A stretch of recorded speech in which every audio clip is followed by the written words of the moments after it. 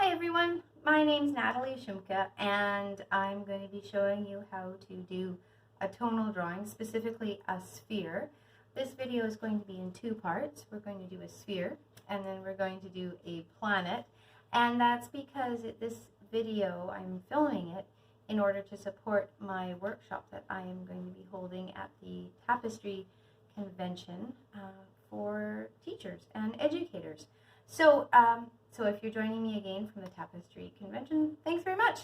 And hopefully I can answer any questions. And as always, please just message me if you need any further clarification.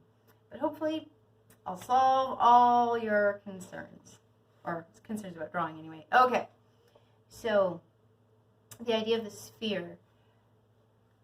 When we're talking about the sphere, what I want you to think about is getting away from this requirement that we outline. As soon as we outline an object, we flatten it. And that's not good nor bad, that just is. We flatten it, that's the nature of an outline. And a lot of great artists have used that to really beautiful effect. But if you're actually wanting to make something look three-dimensional, you really do need to try to move away from that reliance on the outline. So one way I do it is I think about where my light source is, and I'll often illustrate that with a little light bulb. Okay? Or a sun. You don't even have to do that. But it just keeps it in the back of your mind that this side of our sphere is going to be light, this side is going to be dark, and the shadow is going to go this way. And particularly when you're doing this with kids, they love drawing the light bulb. And I think it really, really helps to serve as a reminder. Where is the light coming from? So where are the shadows going to go? Now the shadows are really important because that's what tells our brain when we're looking at the drawing that object has mass, that it's inhabiting a space, that it's sitting on something, and it really helps to increase the realism of your object. So here we go. Now I'm using vine charcoal, and I'm just using that on its side, okay? And I want you to think about this as if you are drawing with clay, that you're really smudging it around. Oh, now vine charcoal can get very, very light, so we can make that even darker.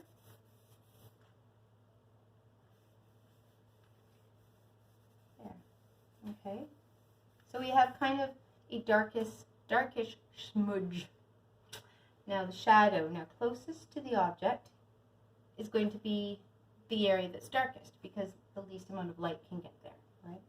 So we can put our shadow in. Now, again, this is vine charcoal and it lifts. It smudges really easily. There we go, so you can see there that it's a pretty uniform tonal value. And what you might want to do is get this a little bit darker. Okay? Now we can always come back. We can always revisit. We can always build more. So if this is going to get darker in the end, that's fine. But for now, we can leave it. So we have a fuzzy object, a bit of a shadow. Now we want to think about our negative space. So it can be very helpful to draw a little bit of a border around it. The negative space is the uninhabited space. So you see, as soon as I put in my background there, my negative space, and I created an edge. So rather than an outline, I created an edge. I'm starting to really get a sense of a sphere. Okay? Now you can say, well, but Natalie, the light bulb is on this side, so that's awfully dark. Yeah, it is. It's for effect. But you can lighten it. It actually doesn't have to be that dark. You can take some of the charcoal off if you want. Okay? And then this side could be even darker.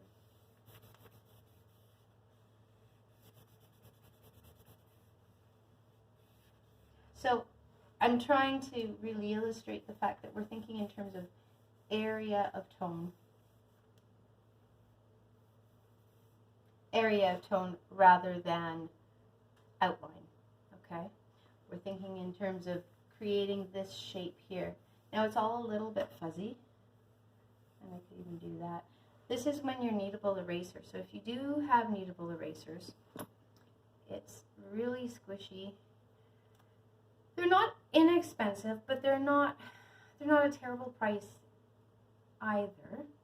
So if you can afford to get them for your class, it's a very, very, very useful tool. I know of some teachers who've put white erasers in the dishwasher. I don't think you can do that with these ones. They actually absorb the charcoal. But you can see here. So I'm just making this into a bit of a point. Okay. And then I can just draw.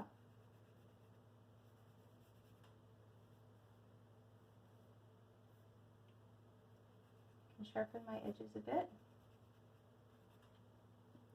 and I can make this a bit darker.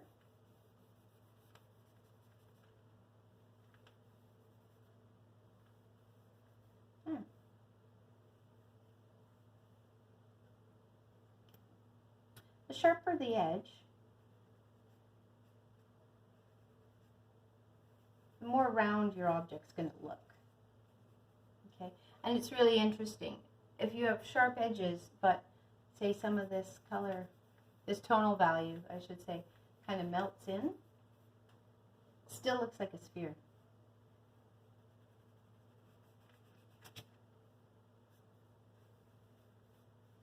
Our eye fills in those gaps. So I'm hoping that you can see how flexible this is. That it's a really, really forgiving medium, especially vine charcoal.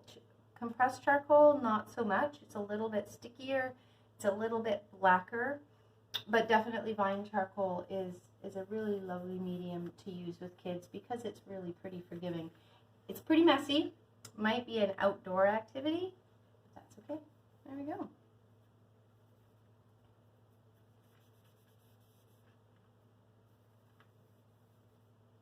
Okay, got a sphere. Ta-da! So I hope that is helpful. And again, let me know just message me or in the comments if you liked the video. And we'll see you next time. Thanks so much. Bye.